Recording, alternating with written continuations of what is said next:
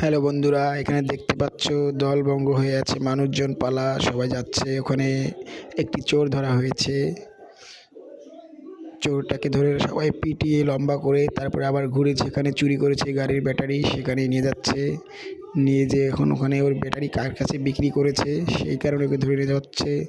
আশেপাশের লোকজন সবাই দূরে দূরে যাচ্ছে চোরটাকে দেখতে, কারণ চোরটাকে কতখানি পিটিয়েছে একমাত্র ভিডিওটা তোমরা দেখতে পেলে বুঝতে পারবা।